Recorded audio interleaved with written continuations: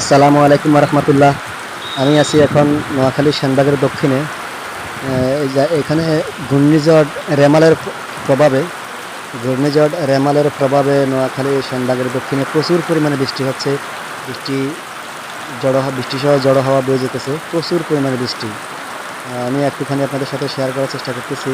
একটু বৃষ্টি প্রভাব একটু কমার ফলে আমি একটু বের হয়ে আপনাদের সাথে একটু শেয়ার করার চেষ্টা করতেছি।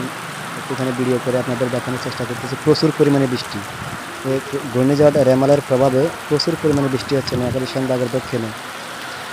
জায়গায় জায়গায় গাছপালা ভেঙে রাস্তায় পড়ে আছে, জায়গায় জায়গায় রাস্তাঘাট ব্লক হয়ে আছে, জায়গায় জায়গায় মানুষ চলাফেরা বন্ধ হয়ে আছে। প্রচুর পরিমাণে বৃষ্টি, তুফান তুফান বয়ে যেতে আছে, প্রচুর পরিমাণ তুফান।